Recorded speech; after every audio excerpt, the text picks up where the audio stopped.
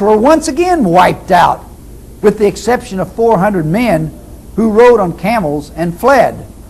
And finally, in the days of Hezekiah, this much-lived people were once more exterminated positively and for the last time, according to G.W. Foote, the editor of Freethinker magazine. Apparently, more than just cats have 9 lives, and we're dealing with a tribe that just won't stay dead. Ninth, 2 Samuel 5, 6-7 says, the king, it's talking about David, and his men marched to Jerusalem to attack the Jebusites who lived there. The Jebusites said to David, "You'll not get in here. Even the blind and the lame could ward you off." They thought, David cannot get in here. Nevertheless, David captured the fortress of Zion, the city of David, that is Jerusalem. These verses clearly give the impression that David could not and did not enter Jerusalem until these events in the 5th chapter of 2 Samuel. Yet back in 1 Samuel 17:54, we find, quote, David took the head of the Philistine, of course that's Goliath, and brought it to Jerusalem. How could David have taken Goliath's head to Jerusalem in 1 Samuel when it was still a Jebusite city from which David was excluded as late as the 5th chapter in 2 Samuel? 10th, in regard to the house that Solomon built for the Lord, 1 Kings 5, 15-16 says, Solomon had 70,000 carriers and 80,000 stone cutters in the hills, as well as 3,300 foremen who supervised the project and directed the workmen. 1 Kings 6:2 says, the house which Solomon built for the Lord was 60 cubits long, 20 cubits wide, and 30 cubits high. And 1 Kings 6:38 says, he was 7 years in building it. Imagine, it took 153,300 men 7 years to build a house that was only 60 cubits by 20 cubits by 30 cubits, which is about 96 feet by 32 feet by 48 feet. The elephant labored and gave birth to a mouse. 11th, 1 Kings 6:1 says, the 480th year after the Israelites came out of Egypt was the 4th year of Solomon's reign over Israel. Yet Acts 13, 17-20 says, he, that is God, led them out of that country and endured their conduct for about 40 years in the desert.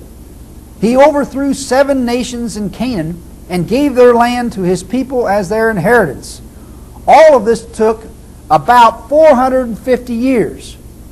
After this, God gave them judges until the time of Samuel the prophet. If there were 450 years from the time they left Egypt until rule by judges began, and there were 480 years from the time they left Egypt until the 4th year of Solomon's reign, as 1 Kings 6:1 says, then Saul, David, and the judges, all of whom lived before Solomon, could only have ruled for a total of 30 years, approximately 30 years. You take the 480 and subtract the 450. Yet 2 Samuel 5:4 shows that David alone ruled for 40 years. 12. 1 Kings 10:14 says, the weight of the gold that Solomon received yearly was 666 talents, not including the revenues from merchants and traders and from all the Arabian kings and governors of the land. Unquote. A talent of gold is worth a little over $29,000. Just picture that. Solomon, the chief of a petty, barren district of Asia Minor, which did not have any significant arts, manufacturing, or civilization, received $20 million a year. You take the 666 talents times $29,000 each. Yet the Roman emperor only got $22 million per year from all of his Asiatic provinces. 13th. 1 Kings 16:23 says, in the 31st year of Asa, king of Judah, Omri began to reign over Israel, and he reigned for 12 years. This conflicts with 1 Kings 16:28-29, which says, Omri slept with his fathers, and Ahab his son reigned in his stead. In the 38th year of Asa, king of Judah, Ahab, the son of Omri, began to reign over Israel. Unquote. How could Ahab have taken over from his father Omri in the 38th year of Asa's rule, when Omri didn't give up his rule until the 43rd year of Asa's rule? Take the 31 plus 12 equals 43. Or stated another way, how could Omri have reigned 12 years if he ruled from the 31st to the 38th year of Asa's rule?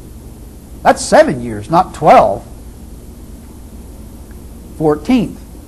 According to 2 Kings 15:19, quote, Pul, it's spelled P-U-L, the king of Assyria came against the land. Assyria never had a king named Pul. The scholar John Remsburg says the king who reigned in Assyria at that particular time was named Iva-Bish. 15th. 2 Kings 19:35 says, it came to pass that night that an angel of the Lord went out and smote in the camp of the Assyrians 185,000. And when they arose in the morning, behold, they were all dead corpses. Unquote. Talk about incredible history. An army of 185,000 men is killed by an angel, and when its members arise the next morning, they find that each of them is dead. Each of its members realizes he is dead. 16th. 1 Chronicles 22:14 says, with great pains I, that is David, have provided for the house of the Lord 100,000 talents of gold, 1,000,000 talents of silver. By today's standards, the gold collected by David amounted to $3 billion and the silver amounted to $2 billion. In effect, we're supposed to believe that David, who ruled a small area at the eastern end of the Mediterranean, gathered more bullion than was possessed by the entire Roman Empire at the height of its power. 17th.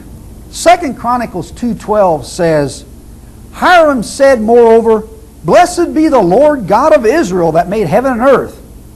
Unquote. Hiram, king of Tyre, was not a Jew. Would he have said that the God of Israel made heaven and earth? 18th. 2 Chronicles 7:5 says, King Solomon offered as a sacrifice 22,000 oxen and 120,000 sheep. Unquote. These numbers are nothing short of incredible, especially in light of the fact that these animals were killed within a 1-week period. That would have required the continual killing and burning of 5 oxen and 24 sheep every minute for all 7 days, assuming 12 hours of work for each day. 19th. 2 Chronicles 21:20 says, he, that is Jehoram, was 32 years old. Now this is really an interesting one. He, Jehoram, was 32 years old when he began to reign, and he reigned in Jerusalem 8 years. And he departed with no one's regret, and they buried him in the city of David. Obviously, he must have left the throne at age 40. You take 32 and you add your 8. But incredibly, 2 Chronicles 22:1-2 says, the inhabitants of Jerusalem made Ahaziah, Jehoram's son, Jehoram's youngest son, king in his place. So Ahaziah was 42 years old when he began to reign.